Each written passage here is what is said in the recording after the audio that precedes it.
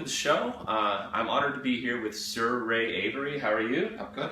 I have sort of a unique situation. I think people from the audience know about my vision problem. I only see out one eye. Yeah.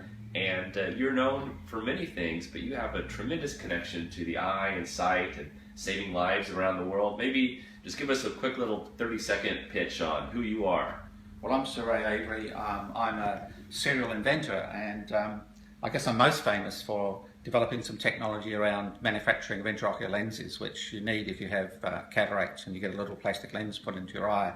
And I made some disruptive technology, which means that we could reduce the cost of the lens manufacture from about $360 to around $3 to $4 cost of manufacture. And that meant that we could get global healthcare programs for blindness prevention out at scale. So right now there's 20 million people who are walking around with one of my lenses. So I guess that was the starting point. What that told me was that one guy can change the world. And since then I've been trying to think up what other things I can do that are actually going to make a global impact.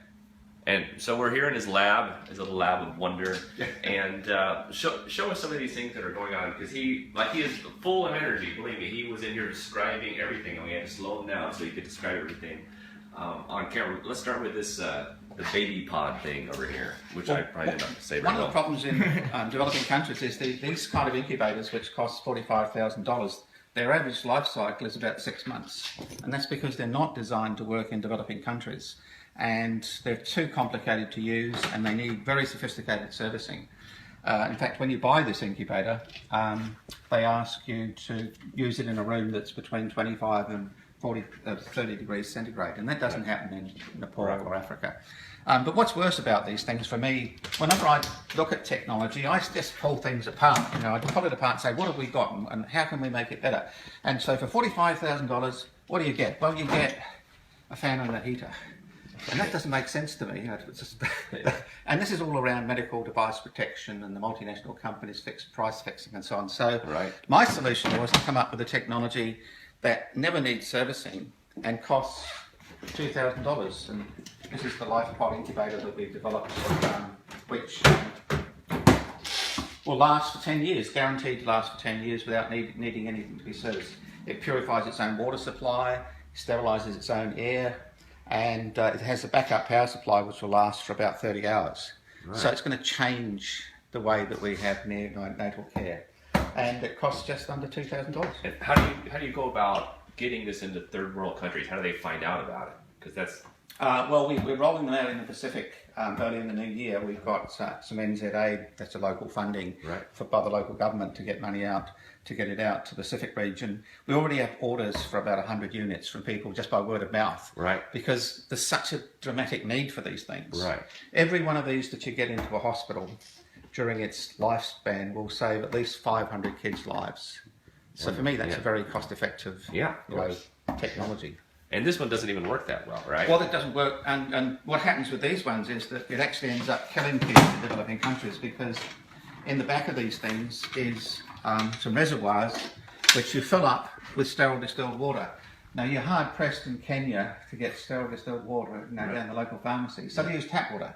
And when you've got tap water and it's got E. coli and Pseudomonas in it, incubate that at 37 degrees, 80% relative humidity. Within a few hours, you've got 2 numerous to count bacteria. So half the kids we put into those incubators die of upper respiratory tract infections, which they didn't have before they went in them.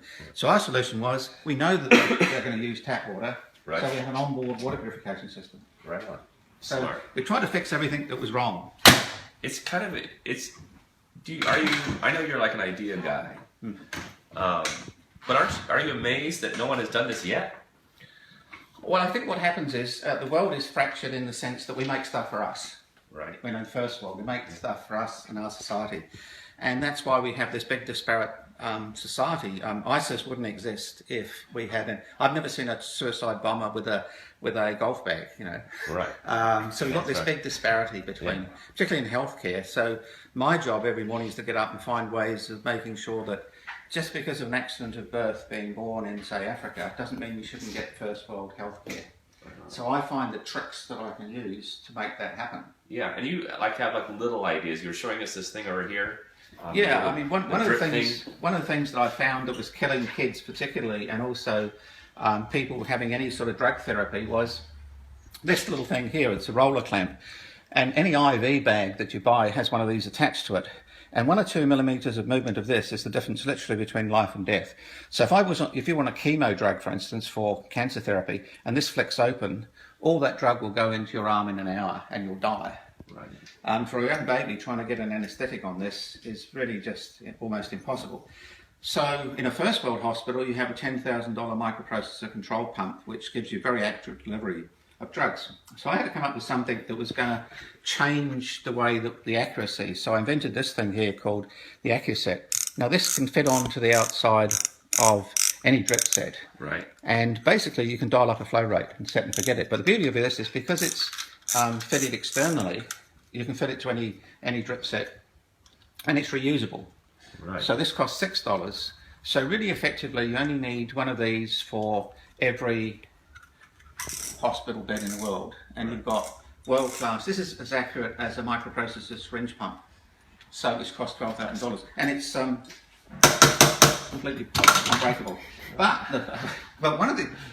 sometimes the things that I invent, even I get really excited about, because it's when something's really, really so simple, right, and you have to say exactly what you said. Why didn't somebody think about that? All the history of medical care.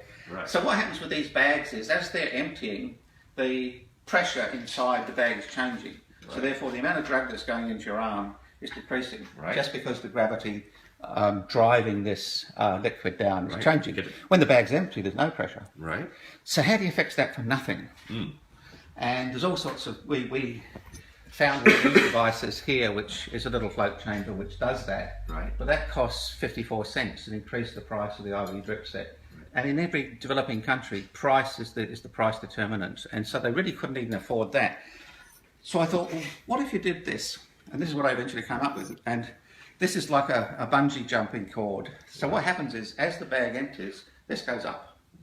Right. So it actually changes. And so what you get then, so if I let this go down like that, and as I empty the bag, it'll come up. And so what that does is it keeps a constant height. So right, now with my device, you maintain constant maintain pressure. it, and it's just an elastic band. Yeah. You invented the rubber band. But it's not an elastic band, because if you stretch that, it's like an elastic band you've never had, because it's actually linear. Right. Elastic bands normally are not linear, but if you stretch that, it actually just feels like really sort of slow. In fact, if you bungee jumped with this, you could bungee jump down, but you wouldn't go up unless you pissed. Which you probably would. How did you come up with this idea? Were you down in Queenstown bungee jumping, and then you get to the bottom, you're like, I got it. No, wait, he's like, I gotta go to the bathroom. Well, what happens with it's not so funny in the sense that what people don't understand, and why New Zealanders are ferociously clever at innovation, is that innovation always occurs at the edge of societies. Never right in the centre of societies. And I call it the penguin colony syndrome. So you've got a whole bunch of penguin colonies. Right in the middle, there's a whole bunch of penguins that can hardly move. And so their conversation is limited to, what did you do with your egg today? There's nothing going on. But at the edge of that colony, there's a whole lot of these penguins, and they're just sliding down the slide of the slopes for fun. Yeah. And one of them actually accidentally trips in some fecal matter and some shit. But he slides much further, and he goes, look at that! And that's how innovation occurs, So you get ship luging, So, well, I think that's true. And a lot of our audience, they're like emerging artists or photographers, and this is something counterintuitive that I've always said, and it's kind of controversial. And I never go to photography conferences, or very, very rarely. And I don't really hang out with a lot of photographers, because you do start to think alike. And I think it could be, kind of dangerous to spend all your time inside your own peer group.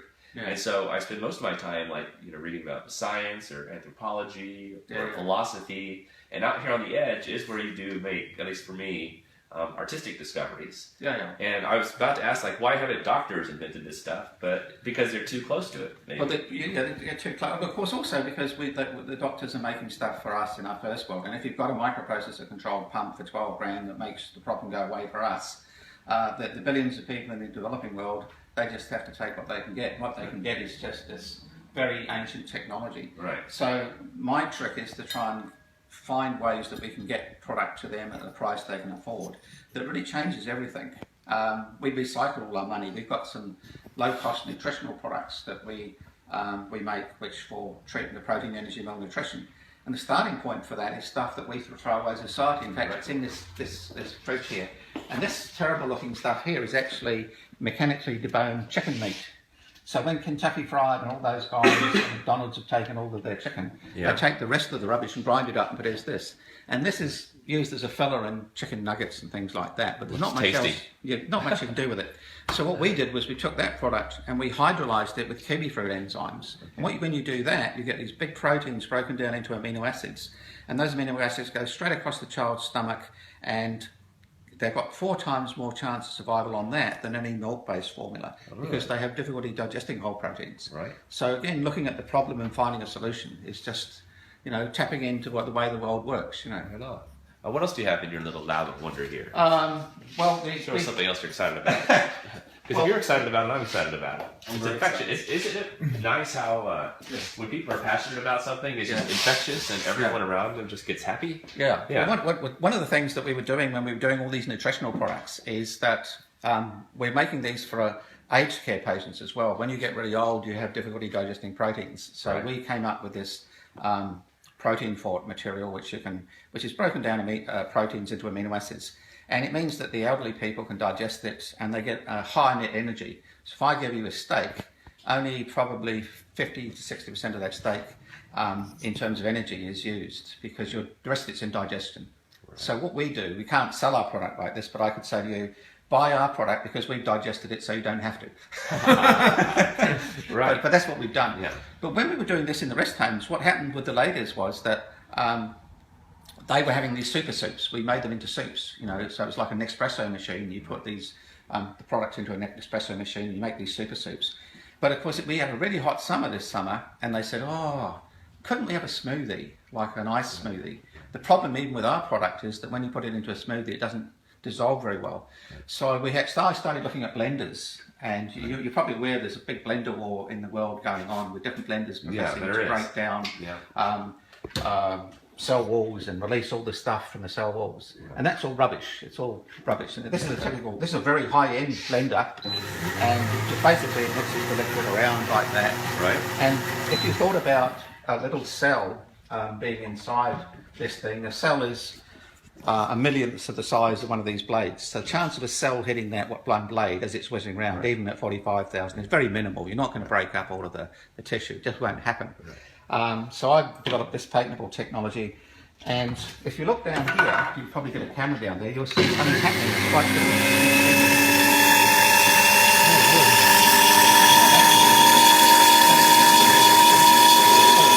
chopping up the material into very fine particles and then punching it through these grills. So if you look through here, you'll see this is a chopping mechanism inside.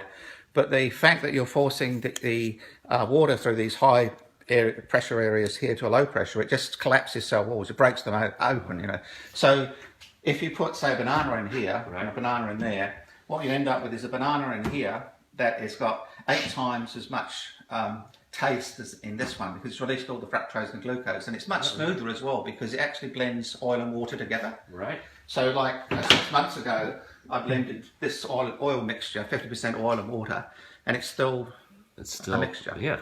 Really? So that's what I do. I just come up with different ways of seeing the world and put things together.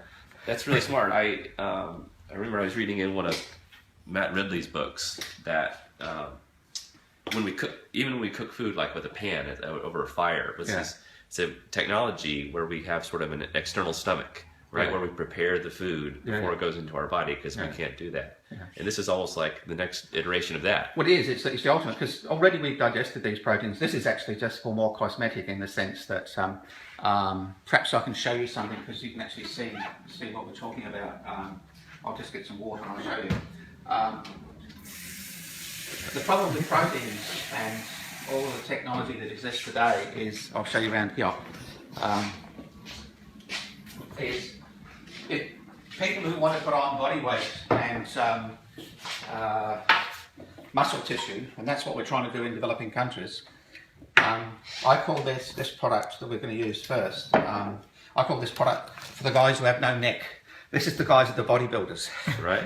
And this is very high-end hydrolyzed whey protein. This is the purest hydrolyzed whey protein you can get. Right. And so we put a little bit into this beaker. And what happens is absolutely nothing. It doesn't dissolve. In fact, it turns to snot. Right. And it's hopeless. That's why the guys use these blenders to actually dissolve the product. Or you can take our kiwi fruit extract, which is this hydrolyzed protein, and we can take our product.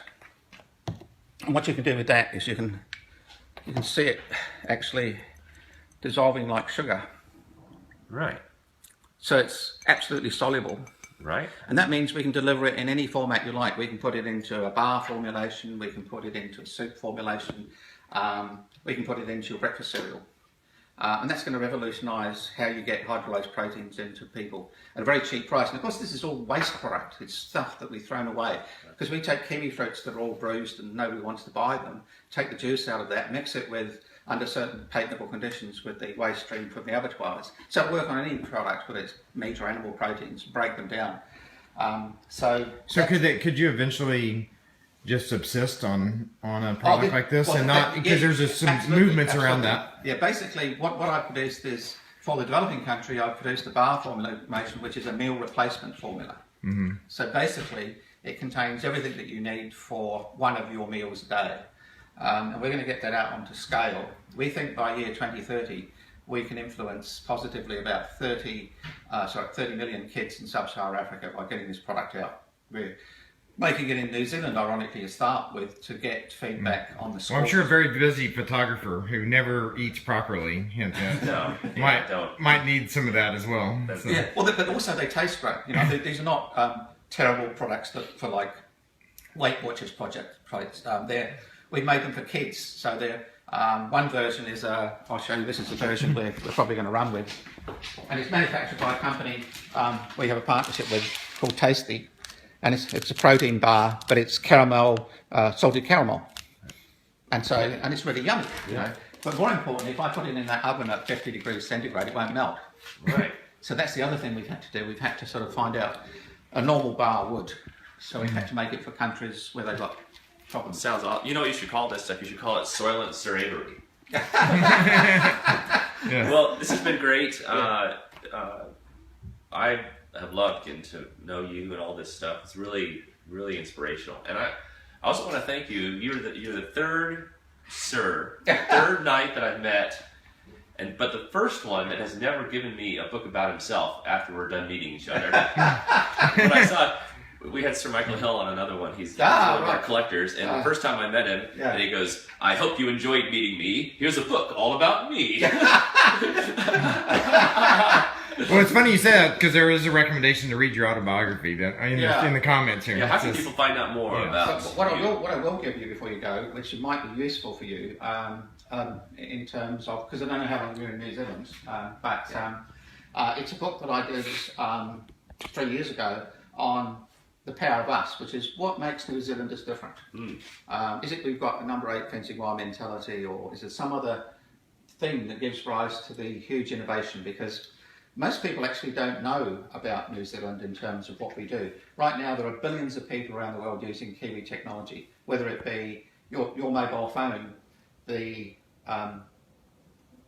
chips were fired up by machinery made by a New Zealand company, a company called Buckley Engineering. Buckley Engineering make 90% electromagnets that fire up all of the chips that are used for any display.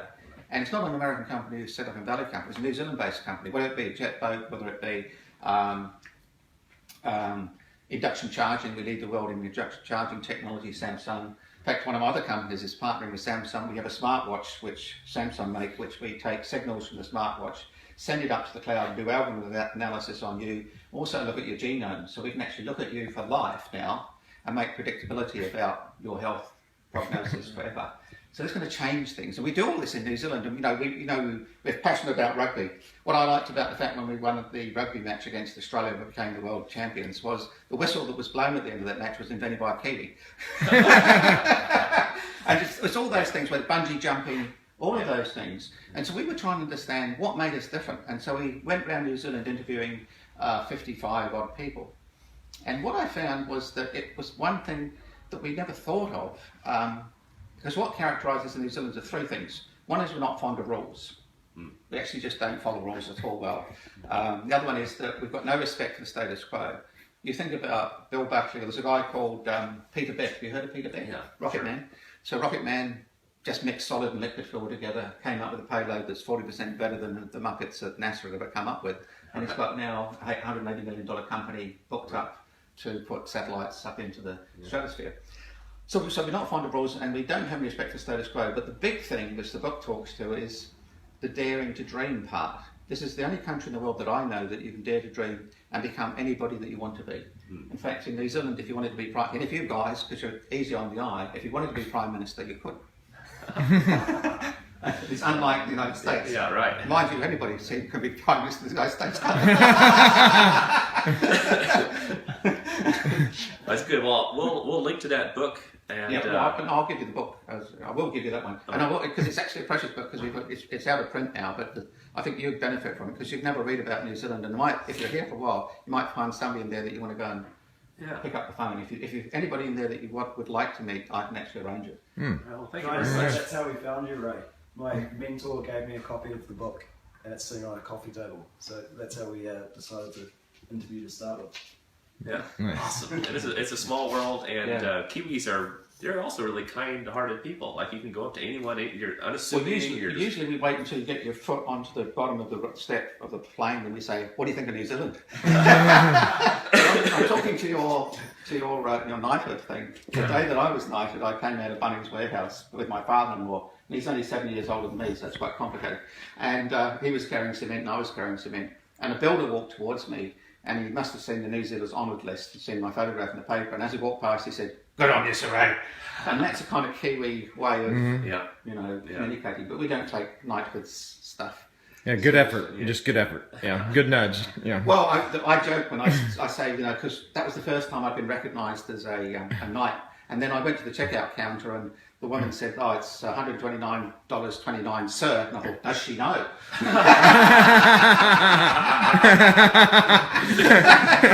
That's good. Because you take yourself seriously. Yeah. All right, well, thanks. That was awesome. Okay, Thank you, my internet friends, and we'll see you next time. All right. Good to meet you. Thank you so much.